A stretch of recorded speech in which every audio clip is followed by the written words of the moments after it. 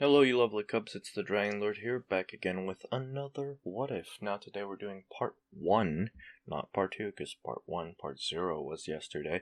Part 1 of What If Tanjiro was Kokushibo's son.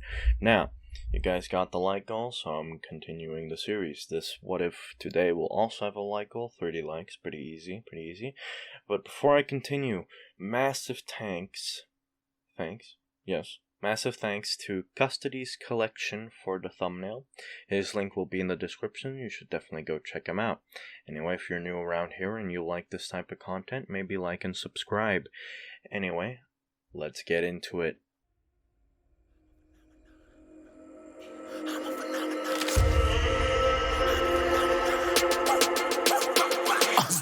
Yeah, you better listen. I'm bringing heat. You'll be a fan when I start rapping. Way I'll have your fucking head spinning. I'm known as spit vicious. Release bombs and go tick tick. Boom, you blow me that head missing. I'm a phenomenon. Stacking cheese like it's Parmesan. 8 different flows, call me Octomom. I'm moving fast like the Autobahn. And I'm independent, so I'm not your fucking starving like it's Ramadan. Sick, twisted, gifted. Can't copy, printed. Can't hold me down. I shape shift, I'm liquid. I killed this beat. I might get convicted. They know how I move. His conclusion was to simply think about it tomorrow. Tomorrow turned into next week turned into next month, and eventually a year had passed. That morning, Tanjiro had met up with his family before leaving to sell his charcoal. Before leaving, he found his father looking at him with a worried expression. "I'll be alright, Dad. After all, I learned from you, and you're the best," he said with a smile that warmed his dad's cold demonic heart. Shortly after, he would depart and start descending down the mountain. He would look at the scenery around him and take a breath. This was home. Although he wanted to just sit here and look at the trees covered in snow, he knew he had to continue on. After all, he still had to get Nezuko her new dress. He arrived at the village, which was situated at the bottom of the mountain. Instantly greeting him were some people that he often helped out. Tanjiro was quite popular in the village. His greater sense of smell had helped many people out in the past.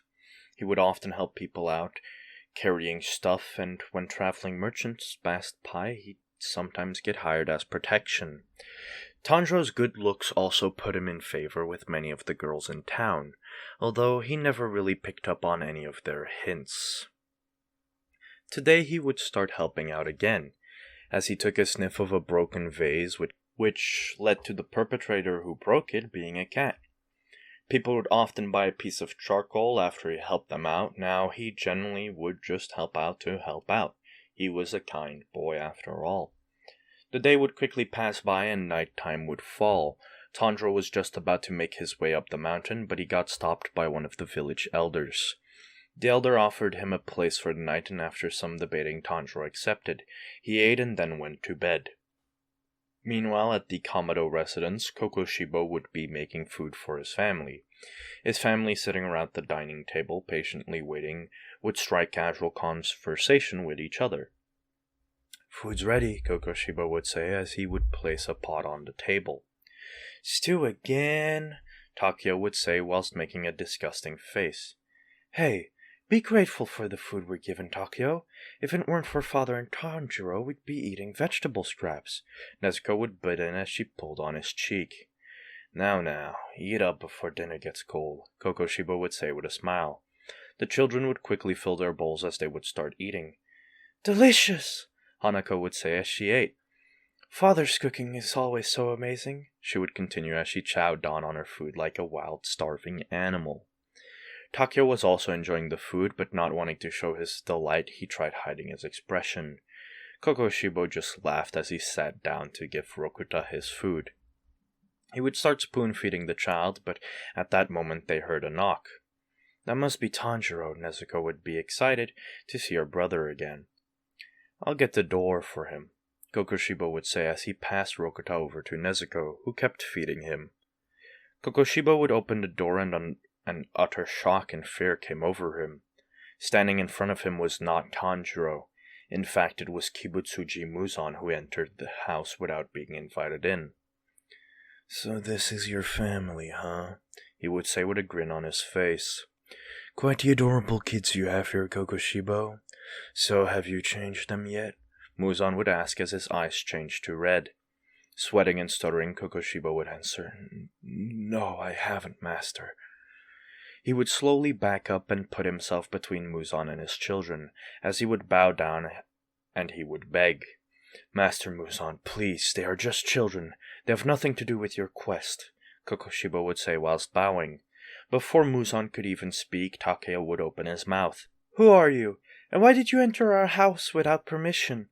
he would say whilst pointing at Muzan. "Quite the brave one you have there. Or is that you haven't told them who you truly are?" Muzan would say while pointing at Kokushibo. "Master, please, I beg you, don't do this." Muzan, however, ignored his pleas and revealed Kokushibo's true form. As Kokushibo turned to look at his children, they would be horrified. Rokota would even start crying. Him having 6 eyes and sharp teeth scared them. "What did you do to our father?" Nezuko would say as she grabbed a knife that was laying on the table and pointed it at the man. "Didn't discipline them either. How you have failed me, Kokushibo," Muzan would say.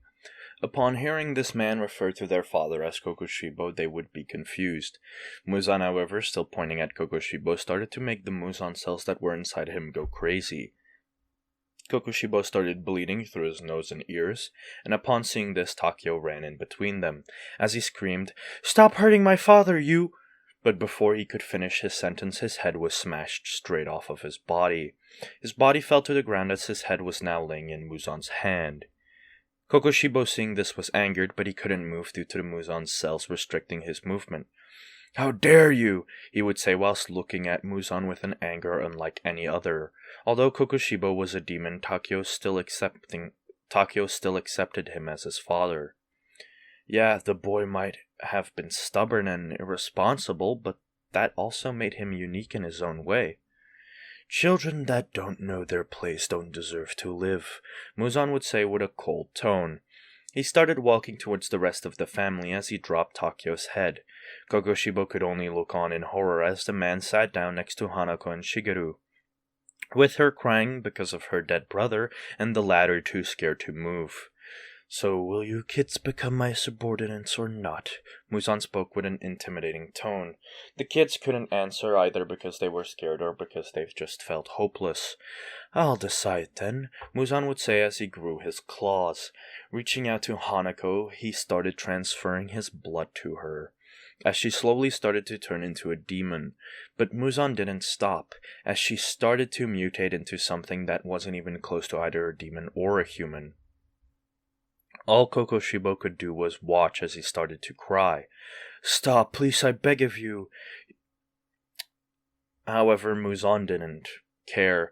"You have become so pitiful, Kokushibo, it's kind of sad," Muzan would say with a cold tone in reply. Hanako shortly died after that.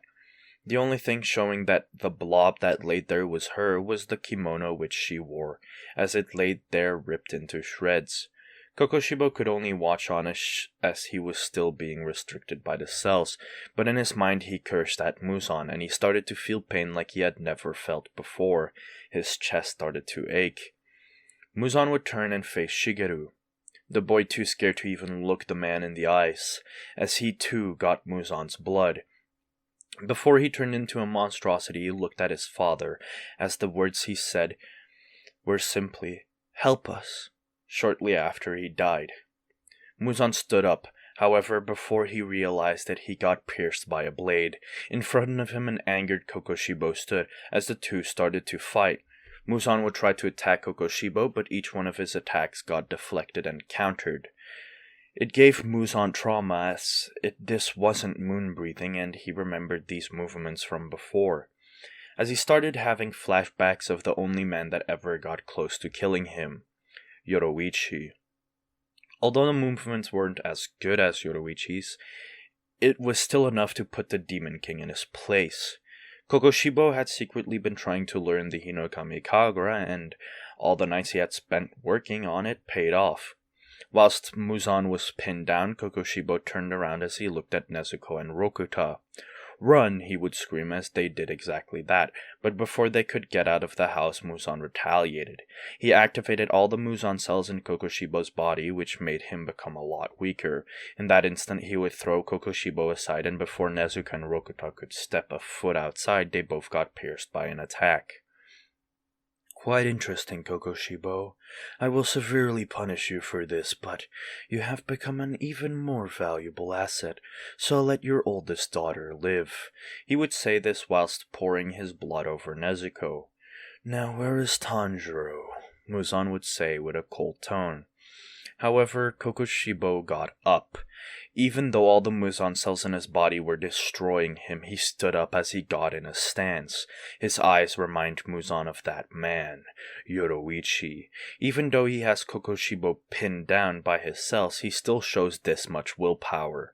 As Kokushibo blitzes Muzan and they have a fight, destroying most of the forest before Muzan ends up using his cells to knock Kokushibo out as they enter the Infinity Castle. Muzan tells the Biwa demon that they will have an upper moon meeting. Meanwhile, Tanjiro is waking up. It's early in the morning and he wants to start going up the mountain as fast as he can. When he exits out of the house of the elder, however, he smells blood, and he knows where it's coming from too. He instantly knows that it's coming from his family home. He takes a breath and blitzes up the mountain. In less than 40 seconds, he arrives at his home. He sees Nezuko and Rokuta laying outside. When he looks inside, he sees the rest of his family slaughtered. At the entrance of the home, a pool of blood can be seen, as he can tell that it's his father's. However, another very strong scent can be picked up. It's the scent he always picked up from his father, but stronger and more vile and putrid than he had ever smelled. Looking over, he sees that his sister's still breathing. She's the only one still alive, so he grabs her and is about to make his descent. However, he notices that a massive area of the forest has been destroyed, and quickly running over with his sister, he can smell his father's scent all around him. However, the man is nowhere to be spotted. "Father, I hope you are all right," Tanjiro would say as he started running down the mountain. All of a sudden, his sister would start squirming around on his back, as they both fell down the side of the mountain. However, Tanjiro would save them by sticking the landing. His sister, seeing how he saved her, wakes up. "Tanjiro, what happened?" she would say as she stood up after he had set her down. "I don't know. When I returned home, everyone was dead and our father was missing," he would say as tears started to swell up. Nezuko, who was now taller than Tanjiro, had grown in size, as she had claws and teeth. "What's happening to me? I can hear this voice. It's very distant. It's kind of annoying," she would say as she was looking at her hands. She had somehow been able to resist Muzan's control, and she still had grown stronger from his blood. Tanjiro could smell that the scent on her, although it wasn't very strong, it felt like it was fading away. All of a sudden, a sword would come rushing at Nezuko. Tanjiro, however, deflected it. Looking over, there was a blue-haired man standing there with his sword raised at Nezuko. "Why are you protecting that demon?" the man would ask with a confused look on his face. "She's not a demon, she's my sister. And who are you anyway?" Tanjiro would say and ask, infuriated that somebody tried to strike his sister. "My name is Giyu Tomioka. I work for the Demon Slayer Corps as you do," he said, confident in his statement, although his crow would descend on his shoulder and speak. "That boy is not part of the Demon Slaying Corps," which surprised Giyu. "But he has a Nichiren blade," he would say as he pointed at Tanjiro's katana. "This sword was a gift from my father," Tanjiro would say as he got in a stance. Giyu looked at his stance and confirmed that it wasn't any of the breathing style stances that he had seen or heard from before. "Anyway, kid, your sister is a demon and she will have to die. I'm sorry," Giyu would say as he rushed at Nezuko. "She's my last sibling. I won't let you harm her," Tanjiro would say as he took a breath. "Moon breathing. Third form. Loathsome moon chains," Tanjiro would say as he created 2 giant slashes which quickly changed into many smaller slashes. Giyu quickly had to defend against all of these slashes as he backed off. Although he seemed fine at first, after backing off his wounds would open. as tiny cuts all over his body formed. I couldn't even react to those attacks, Giyu would think, and kind of be surprised by Tanjiro's strength. Before he could speak, however, Nezuko would butt in. Will you two cut it out already? She said as she stopped them from fighting further. Look what you've done now, Tanjiro. What did father say about hurting people that haven't done anything to you? She would say whilst looking at Tanjiro disappointedly, as he himself got a bit embarrassed. Nezuko walked over to Giyu, who put up his guard. As she simply touched him, he erupted into flames. They didn't hurt and they actually healed him for a bit. I hope that's better, she would say as she then patted Giyu. She didn't really understand how she knew how to use the power, but it kind of felt natural to her. Although you are a demon, you show no interest in consuming blood. Hey kid, Giyu would say whilst looking over at Tanjiro. The breathing style you just used doesn't exist from what I know. You should become a demon slayer and help us fight against the person that killed your family. Giyu would say as he then proceeded to say to Tanjiro that he should head to Sekonji Orokodaki, who lives on Sagiri Mountain. The sun would then pierce through the cloud for a second as it would touch Nezuko. However, she was fine, showing that she, unlike other demons, could walk around in the sun. Giyu would leave and Tanjiro would follow his advice, as he set out to Mount Sagiri, after he buried his family, of course. Passing by a shrine, Tanjiro found a demon, although he quickly defeated the demon and buried the monks that lived there. Are you Tanjiro Kamado? A voice would say. Turning around, Tanjiro saw an older-looking man, who wore a red Tengu mask. Yes, that's me. Are you Sekonji Rokodaki? He would ask. Yes, I see that you disposed of that demon. Good work, he would say as he patted Tanjiro on the head. Now follow me, the old man would say as they started to run. At first the old man thought Tanjiro wasn't following because he couldn't hear footsteps coming from behind him. But as he turned back, he saw that both Tanjiro and Nezuko were easily keeping up. They arrived at his house where they both had to take a test. They climbed up the mountain, and when they reached the top, Orokodaki would say, Reach the bottom of the mountain before morning, and I will take you as my students, as he disappeared. Shortly after, Tanjiro would also disappear. As Orokodaki got to the bottom of the mountain, he saw Tanjiro sitting there waiting patiently. You are quite fast for an older person, Tanjiro would say. Orokodaki was thoroughly impressed by Tanjiro already, as they talked for about 30 minutes, after which Nezuko arrived at the bottom. You both are outstanding in your own rights, he would say as he patted them both on the head. Your training starts tomorrow. The next day they both started training. Nezuko would get taught the basics and Tanjiro was getting taught how to use water breathing, and the basics of the breathing styles. Weeks flew by and Tanjiro had already learned all of the water breathing forms and how to use breathing. Although Nezuko was struggling a bit more than he was, she still was learning fast. Tanjiro would get his rock to slice and would be able to slice it after 6 months. He didn't take the final selection exam because he wanted to wait for his sister, so he decided to train his moon breathing. It took Nezuko a little over a year and a half after Tanjiro cut his rock to finally cut her rock. She had a lot more struggle due to her being a demon, but she got the gist of it pretty fast. In this time, Tanjiro had perfected his moon breathing, water breathing, and he actually learned that Hinokami Kagura was a breathing style as well, which he mastered pretty fast as well. Due to him having an inhumane physical body, he could easily keep up with the moves and use them however he wanted. They took the final selection exam together, and although they had to pass through Wisteria, Nezuko seemed fine. The twins were made aware of the fact that she was a demon, but they had gotten special permission for her to become part of the Demon Slayer Corps. After all, Giyu had explained to Biyashiki what he had seen and that Tanjiro was stronger than him, even without a perfected breathing technique. Tanjiro's aura alone would scare other participants, but some of them were quite intrigued by him. Now, Nezuko had gotten a katana from Orokodaki, but Tanjiro still used his own, which he had gotten from his father. Although both had different masks, with Tanjiro being a black mask with one eye having a moon-like circle and the other having a sun-like circle. The exam began and Tanjiro had a really easy time. No demon really stood a chance against him, and since his sister seemed fine, he didn't really care about the entire questioning them for a cure. Nezuko had a simple time as well, but she came across a demon monstrosity that was about to kill a person. Although she saved him and deflected the demon's attacks, the demon made a remark about the mask she wore and laughed about Sabito and Makomo's deaths. Nezuko had actually become friends with them as they helped her master water breathing, so she was pissed, and in an instant she decapitated the demon. She still showed remorse to the demon, but then she continued on. The week had quickly passed and Tanjiro had survived easily. He actually killed 90% of the demons on the mountain, the other 10% being done by other participants. They got greeted by the twins, who complimented them on their performance. This time 9 slayers survived, with some weaker slayers surviving thanks to Tanjiro and Nezuko.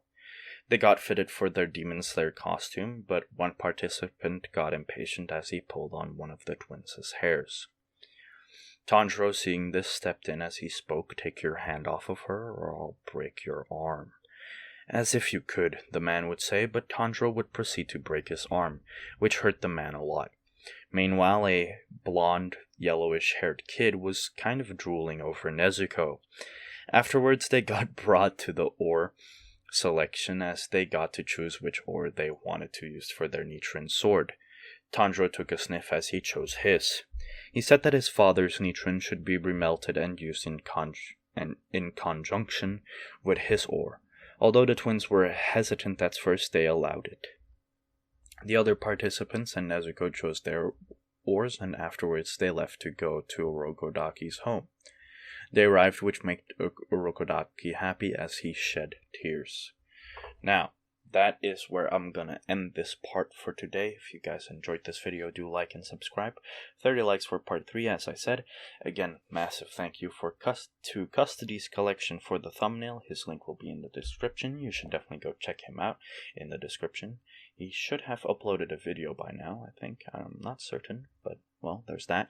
Anyway, if you're new around here, do like and subscribe, and I'll see you guys in the next What If. I'm the Dragon Lord, and I'm signing out. Tell me a story. There was once a pale man with dark hair who was very lonely. Why was it lonely? All things must meet this man, so they shunned him. Did he chase them all? He took an axe and split himself in two, right down the middle. So he would always have a friend. So he would always have